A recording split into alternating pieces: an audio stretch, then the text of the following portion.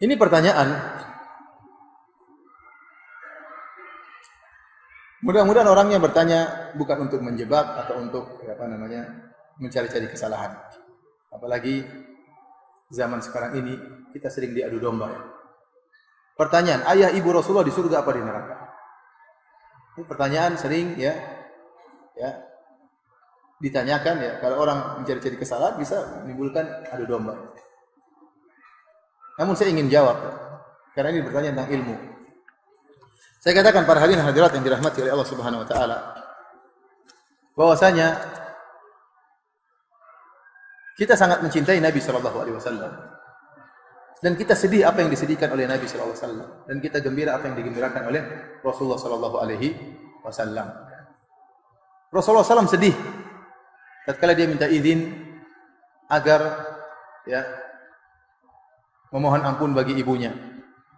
Allah tidak mengizinkan. Dan kalau Rasulullah SAW minta izin untuk menziarahi ibunya, maka diizinkan oleh Allah Subhanahu wa taala. Kemudian juga tatkala ada seorang bertanya kepada Nabi SAW, di mana ayahku? Kata Rasulullah SAW, ayahmu di neraka. Kemudian ini dalam Sahih Muslim. Ketika orang itu sedih, kata Rasulullah SAW, inna abi wa abaka finnar. Sungguh ayahku dan ayahmu di neraka. Taib. Masalah ayah ibu Nabi di neraka atau tidak masalah yang gaib. Maka tidak boleh kita mengucapkan tentang masalah ini kecuali dengan dalil, bukan pakai perasaan. Dan Rasulullah SAW telah jelaskan dalam Sahih Muslim bahwasanya ayahnya di neraka jahanam dan ibunya tidak diizinkan agar dia mohon ampun buat ibunya.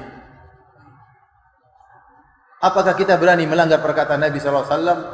Saya katakan memang ada sebagian ulama yang berusaha mentakwil hadis ini, mengatakan maksudnya ayahku dan ayahmu di neraka, maksudnya pamanku di neraka, yaitu Abu Talib misalnya. Tapi ini dibantah oleh Imam Nawawi rahimahullah. Imam Nawawi rahimahullah, ini apa yang saya sampaikan ini terdapat dalam buku Al-Minhaj Syarah Sahih Muslim. Imam Nawawi tegas dalam hal ini menjelaskan ayah dan ibu Nabi SAW di neraka jahanam. Oleh karenanya di antara dalil yang menguatkan bahwasanya ayah dan ibu Nabi SAW di neraka jahanam, bahwasanya saya tidak pernah mendapati doa Nabi mohon ampun buat ayah ibunya. Antum pernah dapati doa Nabi SAW berdoa, Rabbi gufirli wali walidayya? Pernah? Ada atau tidak?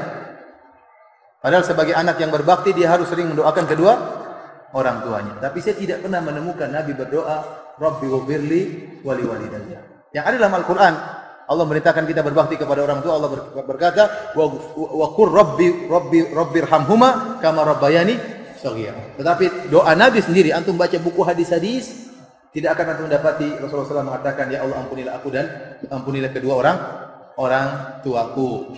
Jadi saya lebih condong kepada pendapat Imam Nawawi yang menjelaskan bahwasanya karena Rasulullah SAW menjelaskan kedua orang tuanya di neraka, maka kita ikuti perkataan Rasulullah SAW. Kita mendahulukan hadis daripada perasaan.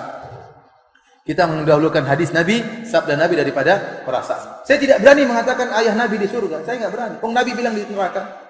Apakah saya bantah Rasulullah SAW? Saya nggak berani.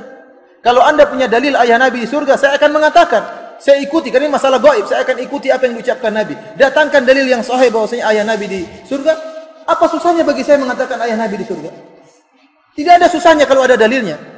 Justru saya pingin ayah Nabi di surga karena itu ayahnya Rasulullah SAW. Justru saya ingin ibunya Nabi di surga, itu ibunya Nabi SAW. Nabi sedih tatkala mengunjungi kuburan ibunya sampai Nabi menangis, wa abkaman haulahu, para sahabat juga ikut nangis. Tetapi kalau tidak ada dalilnya, masa saya berani ngomong sesuatu yang tidak ada dalilnya? Baik, ada yang mengatakan ada hadis menunjukkan Rasulullah SAW menghidupkan kembali kedua orang tuanya, suruh masuk Islam, akhirnya masuk surga. Hadisnya lemah, hadisnya palsu, tidak kuat dibandingkan dengan hadis dalam Sahih Muslim. Dan wallahu alam ada hikmah di balik itu. Wallahu alam bisawab, kita tidak tahu ada hikmah apa yang Allah kehendaki. Tapi pasti ada hikmahnya. Ada yang mengatakan dengan perasaannya, Ustaz, bagaimana ibu Nabi masuk neraka sementara Nabi pernah di perutnya selama 9 bulan? Saya bilang dia punya jasa. Namun demikian Allah mentakdirkan, sebagaimana Allah mentakdirkan ayah Nabi Ibrahim masuk neraka jahanam. Padahal Ibrahim tidak muncul kecuali melalui air mani ayahnya. Iya atau tidak? Kemudian saya sampaikan juga bahwasanya jasa Abu Talib lebih besar daripada jasa Ibu Nabi sekedar mengandung. Abu Thalib rela mati membela Rasulullah sallallahu alaihi wasallam sehingga tersebarlah dakwah tatkala itu. Namun tetap juga dia dalam neraka jahanam. Ada yang mengatakan, "Ustaz, bagaimana Anda memvonis Abu Bakar, ayah Nabi dan ibu Nabi di neraka?" Bukan saya yang vonis. Saya enggak berani vonis. Saya pingin ayahnya Nabi masuk surga, saya pingin. Saya pingin ibunya Nabi masuk surga. Tapi Rasulullah yang mengatakan demikian. Rasulullah SAW yang mengatakan demikian. Ada yang mengatakan dengan perkataan-perkataan demikian, namun saya katakan kita mendahulukan perkataan Rasulullah sallallahu alaihi wasallam. Kita mendahulukan perkataan Nabi sallallahu alaihi wasallam.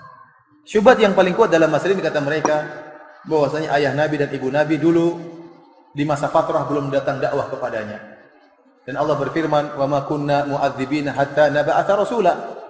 Dan kami tidak akan mengadab satu kaum sampai kami mengutus rasul. Nah, ayah dan ibu Nabi belum ada rasul tatkala itu, bagaimana divonis neraka? Saya kata ini sudah dibantah oleh Al-Imam Nawawi. Ya bahwasanya ada orang-orang sebelum Nabi datang sudah divonis dalam neraka jahanam. Contohnya Amr bin Luhai Al-Khuzai. Amr bin Luhai Al-Khuzai dalam Sahih Bukhari, Rasulullah SAW mengatakan, "Ra'aitu Amr bin Luhai Al-Khuzai yajurru qasbahu finnar." Aku melihat Amr bin Luhai Al-Khuzai menggeret ususnya di neraka jahanam. Kenapa? Li'annahu awwalu man sayyaba as-sawa'ib. Karena dia orang yang pertama kali mengkeramatkan onta dan kambing-kambing tidak boleh dinaiki dan tidak boleh disembelih dan macam-macamnya. Dia yang pertama kali membuat kesyirikan membawa kesyirikan ke Jazirah Arab. Waktu itu Nabi belum ada.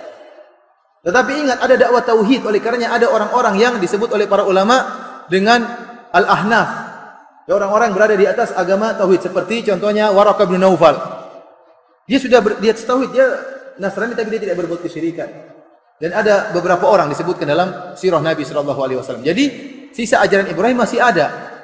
Dan Al-Imam Nawawi rahimahullah menjelaskan bahwa ini menunjukkan bahwasanya dakwah tauhid sudah sampai kepada kedua orang tua Nabi, namun mereka berdua tetap di atas kesyirikan. Buktinya Rasulullah SAW vonis mereka berdua di neraka jahanam. Wallahu a'lam bishawab. Ini ilmu yang saya sampaikan, yang saya pahami.